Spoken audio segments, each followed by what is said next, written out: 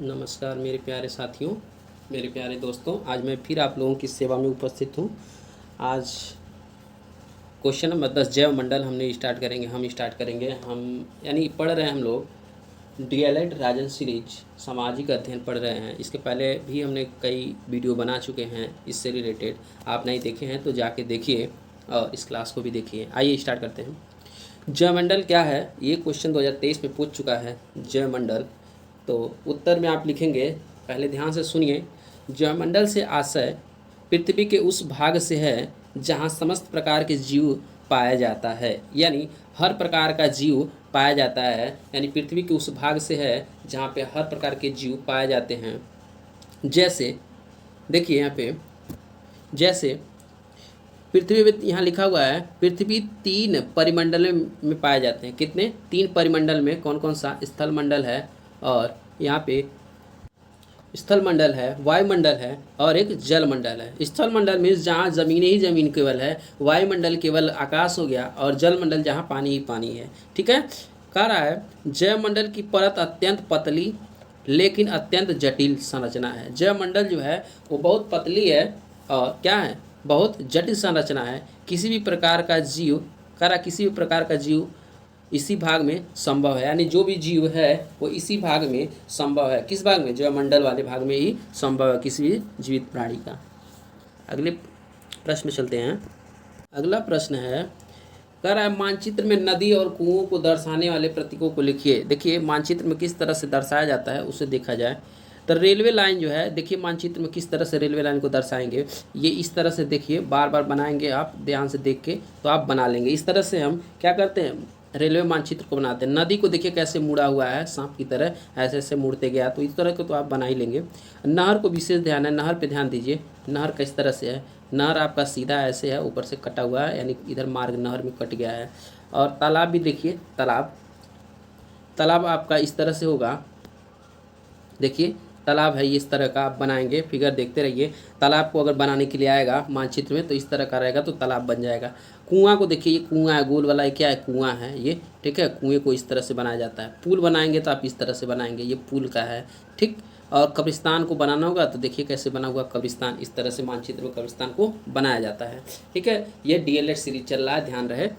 ठीक।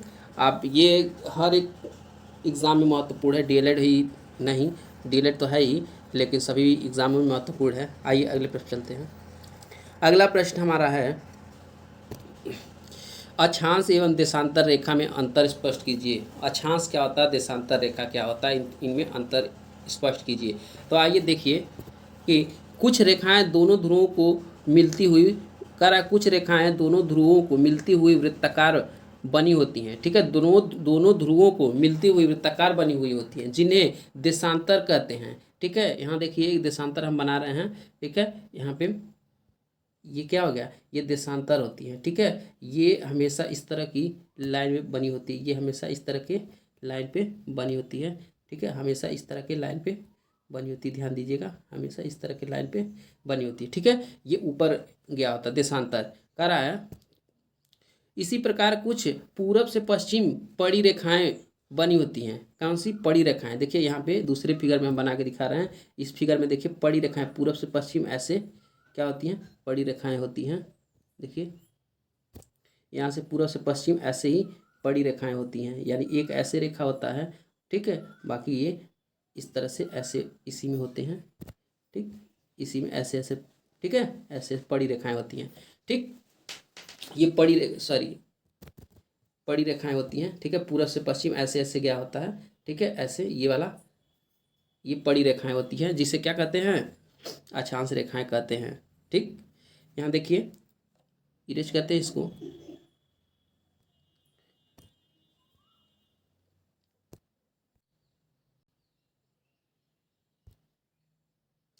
तो देखिए कहा गया है कुछ, अगर इसी प्रकार कुछ पूरब से पश्चिम पड़ी रेखाएं होती हैं जिन्हें अक्षांश रेखा कहते हैं। इन्हीं रेखाओं की मदद से हम पृथ्वी पर विभिन्न स्थानों की स्थिति पता बताते हैं। यानी इन्हीं रेखाओं की मदद से हम पृथ्वी की विभिन्न स्थानों की क्या स्थिति बता पाते हैं। कहते हैं गांव के नक्शे अपने खेत की स्थिति सीमा नक्शे पर बनी होती है। इसी की स्थिति के अपने गांव के नक्शे, सीमा के नक्शे, ठीक है, इसी की मदद से बना जानते हैं। अगर ग्लोब और मानचित्र पर ये रेखाएं न बनाई जाए तो हम पृथ्वी पर स्थिति स्थानों की सही स्थिति बता पाएंगे, यानी नहीं बता पाएंगे। यानी अगर ये रेखाएं नहीं हो पाएगी तो हम ग्लोब या मानचित्र पर सही स्थिति नहीं बता पाएंगे।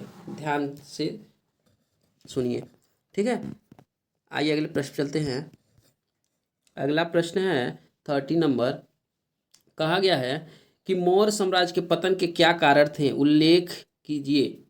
2018 में ये क्वेश्चन पूछा हुआ है, ठीक है, 2018 में पूछा है, 2023 में भी पूछा हुआ है। तो मौर्य साम्राज्य के पतन के कारण देखिए कौन कौन से पतन हैं। पहला, मौर्य साम्राज्य का विभाजन, क्या था, विभाजन हो गया था। फिर क्या था, कमजोर उत्तराधिकारी था। और तीसरा है अशोक का उत्तराधिकारी। तो इतना देख लेते हैं, उसके बाद फिर अगले पेज में है उसको भी देखते हैं। तो मौर्य साम्राज्य का विभाजन क्या क्या चीज़ है। देखिए, मौर्य साम्राज्य दो भागों में बटा, पूर्व तथा पश्चिम में बट गया, इससे साम्राज्य कमजोर हो गया, ठीक है। दो लोगों को यानी दो भागों में बटने से क्या हुआ, शक्तियाँ कम पड़ गई, ये भी एक कारण है। कमजोर उत्तराधिकारी यानी मौर्य साम्राज्य की केंद्रीकृत शासन प्रणाली थी जिसमें राजा की कुशलता पर साम्राज्य की नींव पड़ी। यानी कहा गया है मौर्य साम्राज्य की केंद्रीकृत शासन प्रणाली थी, एकीकृत यानी एक जगह पे, जिससे राजा की कुशलता पर साम्राज्य की नींव पड़ गई। एक कारण ये हो गया। तीसरा कारण हो गया आपका अशोक का उत्तरदायित्व। अशोक ने हिंसा की नीति का परित्याग कर दिया था, ठीक है। अतः अहिंसा की नीति भी मौर्य साम्राज्य के पतन का कारण बन गया, ठीक। हिंसा की नीति का हटा दिया था अशोक, और अहिंसा की नीति भी मौर्य साम्राज्य के पतन का कारण बन गया। आइए अगले चलते हैं पेज पर। और देखिए पशु बलि, ठीक है, पशु बलि तथा यज्ञों पर प्रतिबंध से ब्राह्मणों की आय प्रभावित हुई। पशु बलि तथा यज्ञ पर प्रतिबंध लगा दिया, जिससे ब्राह्मण जो थे उनको क्या हुआ, ब्राह्मणों की आय जो आ रही थी वो उस पर भी प्रभावित हुआ। फलतः उन्होंने विद्रोह कर दिया, ये भी कारण था। पांचवा में दिया मौर्य अर्थव्यवस्था पर दबाव के कारण भी राष्ट्र का पतन हुआ। मौर्य अर्थव्यवस्था पे दबाव पड़ गया, जिसके कारण से भी क्या हुआ, अर्थव्यवस्था में पतन हुआ। क्वेश्चन नंबर 14 देखिए, यहाँ पे कह रहा है भारत की जलवायु के बारे में लिखिए। देखिए इंपॉर्टेंट क्वेश्चन है, भारत की जलवायु के बारे में लिखिए। यहाँ मुख्य रूप से कितनी ऋतुएं होती हैं, इसको ध्यान दीजिए। क्वेश्चन 2018 में पूछा हुआ है। तो देखिए भारत की जलवायु यानी क्लाइमेट ऑफ इंडिया क्या होता है, इसको देखिए। भारत में मानसून जलवायु पाई जाती है। कैसी जलवायु पाई जाती है, मानसूनी जलवायु पाई जाती है, ठीक है। कहा गया है जो मध्य एशिया में जाड़े एवं गर्मी के महीने में उत्पन्न होने वाले साधारण वायुदाब का परिणाम है। यानी जो मध्य एशिया के जाड़े एवं गर्मी के महीनों में उत्पन्न होने वाले असाधारण वायुदाब का प्रत्यक्ष परिणाम होता है। लगभग संपूर्ण, कहा गया है कि लगभग संपूर्ण भारत में मानसून ऋतु लय इतनी स्पष्ट है जिसमें वर्ष की विभिन्न ऋतुओं में विभाजित किया गया है, यानी अलग अलग ऋतुओं में विभाजित किया गया है। मानसूनी पवनें हैं यही, यानी मानसूनी पवनें जो समय समय पर क्या करती है, अपनी दिशा पूर्णतः बदल लेती हैं। इसी के फलस्वरूप ऋतुओं का चक्र चलता है। इसी के फलस्वरूप क्या होता है, ऋतुओं का चक्र चलता है। सामान्यतः भारत में 6 माह तक समुद्री एवं 6 माह तक स्थलीय पवनें चलती हैं। भारत में सामान्यतः क्या होता है, 6 माह तक स्थलीय पवनें चलेंगी और 6 माह तक समुद्री पवनें चलेंगी। कहा गया है मानसूनी विभिन्नता के आधार पर वर्ष को 4 ऋतुओं में विभक्त किया गया है। कितने ऋतुओं में, 4 ऋतुओं में विभक्त किया गया वर्ष को। देखिए उत्तर पूर्वी मानसूनी की ऋतुएं, देखिए उत्तर पूर्वी मानसूनी की ऋतुएं। तो शीत ऋतु पहला दिया है, शीत ऋतु। तो शीत ऋतु के देखिए यह ऋतु दिसंबर से प्रारंभ होती है। शीत ऋतु कब, दिसंबर से प्रारंभ होगी तथा फरवरी तक चलती है। इसी ऋतु में तापमान दक्षिण से उत्तर की ओर कम हो जाता है। यानी इसी ऋतु में तापमान क्या होता है, दक्षिण से उत्तर की ओर कम होता है। जनवरी में केरल एवं दक्षिण तमिलनाडु के क्षेत्रों में ताप 25 डिग्री सेंटीग्रेड तक रहता है। यानी जनवरी में केरल एवं दक्षिण तमिलनाडु के क्षेत्रों में तापक्रम जो होता है वो 25 डिग्री सेंटीग्रेड तक रहता है, तथा उत्तरी मैदान में तापक्रम 10 डिग्री से 15 डिग्री सेंटीग्रेड तक हो जाता है।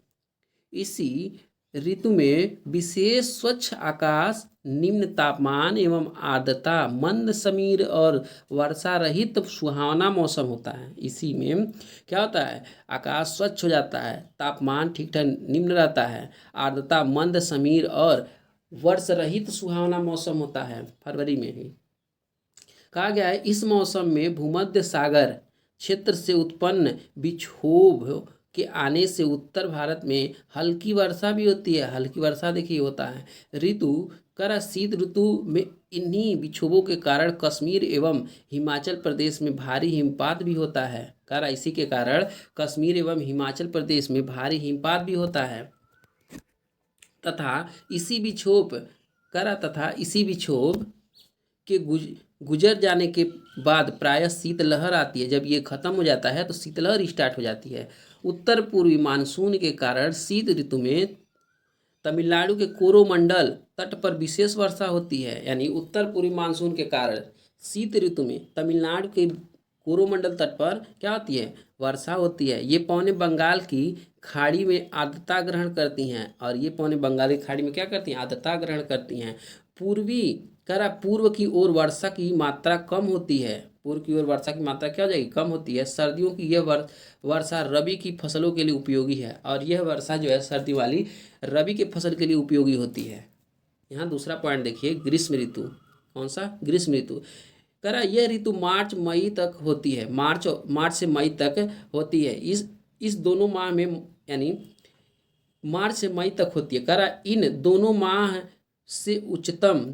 उच्चतम ताप निम्न स्थानों पर होता है। यानी कहा गया है जिस टाइम उच्चतम तापमान होता है, क्या होता है, मार्च अप्रैल मई, यानी मई तक क्या होता है, तापमान में बहुत ज़्यादा वृद्धि होती है। मार्च में देखिए 38 सेंटीग्रेड दिया है, ठीक है, मार्च में 38 सेंटीग्रेड दिया हुआ है यहाँ पे, और अप्रैल में दिया हुआ है 38 डिग्री से 43 यानी 43 डिग्री सेंटीग्रेड तक गुजरात और मध्य प्रदेश में हो जाता है। मई में देखिए 48 डिग्री सेंटीग्रेड देश के उत्तर पश्चिम भाग में इस प्रकार ऊंचे तापमान के कारण छोटा नागपुर से थार रेगिस्तान तक निम्न दाब क्षेत्र बन जाता है। इस क्षेत्र के चारों तरफ आर्द्र पवनें खींचती हैं, ठीक है। इस क्षेत्र में क्या होता है, आर्द्र पवनें खींची चली जाती है, जिससे स्थानीय प्रबल तूफान उठते हैं। इनमें मूसलाधार वर्षा भी हो जाता है। क्या होता है, मूसलाधार वर्षा भी हो जाता है, ठीक। आइए अगले प्रश्न पे चलते हैं।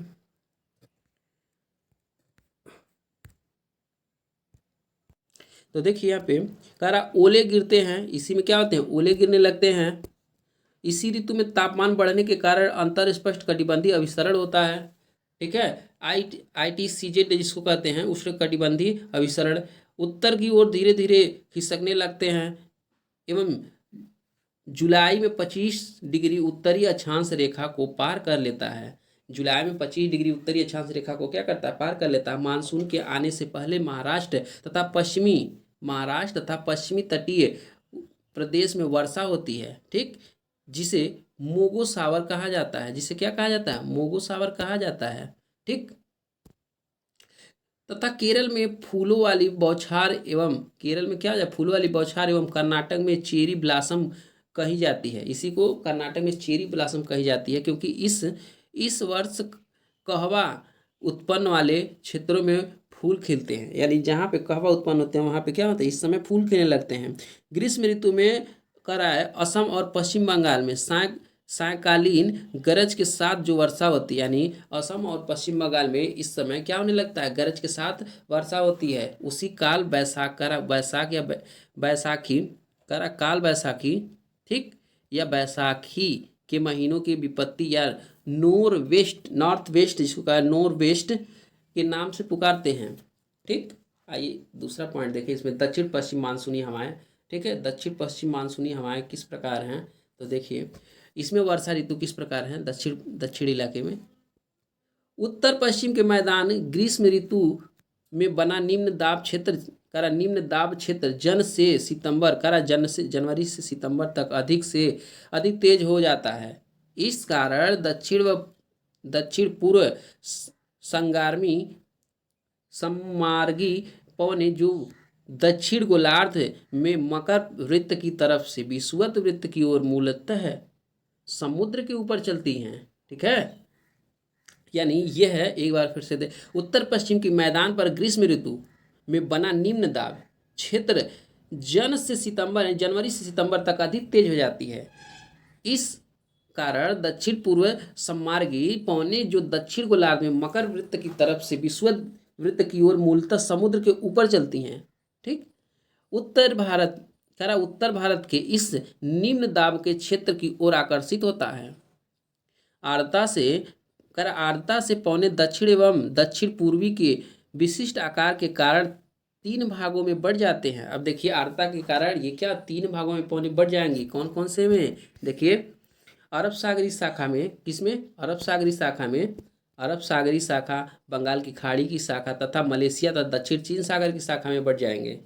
यहाँ देखिए, मानसून की अरब सागर की शाखा पश्चिमी घाट से टकराती है, वहाँ भारी वर्षा कर देती है। पश्चिमी घाट को पार करने के बाद दक्कन प्रदेश और मध्य प्रदेश में पहुंच बंगाल की खाड़ी की शाखा में मिल जाती है। अरब सागर के मानसून की शाखा दूसरे भाग सौराष्ट्र एवं कच्छ गुजरात की बात कर रहा है, को पार कर पश्चिमी स्थान और अरावली के ऊपर से होकर पंजाब और हरियाणा तक पहुंच जाता है। ये पौने बंगाल की खाड़ी के मानसून से ज़्यादा मिलकर हिमालय में भारी वर्षा कराती है। ठीक है, ये पौने हिमालय में भारी वर्षा कराती है। बंगाल की खाड़ी कह रहा है शाखा म्यांमार अराकान तट से टकराने गारो और खासी, यानी ये मेघालय में गारो और खासी मुख्य मार्ग से प्रवेश करती हैं। इस वायुधारा के इस मार्ग में सोहरा यानी चेरापूंजी, पुराना नाम है सोहरा का, के निकट मासिनराम में 10,000 मिलीमीटर वार्षिक वर्षा होती है। इस यानी कहा जाए भारत में सर्वाधिक वर्षा कहाँ होती है, तो मासिनराम में होती है। ये क्वेश्चन ये है, कह रहा इस वर्षा की मुख्य विशेषता है कि पूर्व से पश्चिम एवं दक्षिण से उत्तर ज्यों ज्यों दूरी बढ़ती है त्यों त्यों वर्षा मात्रा घटती है। कभी कभी निम्न दाब क्षेत्र विस्तार बंगाल की खाड़ी के ऊपर भाग में हो जाता है, यानी बंगाल की खाड़ी के उत्तरी भाग में हो जाता है। इससे वह पूर्वी अवदाब का निर्माण होता है। उत्पत्ति के बाद से अवदाब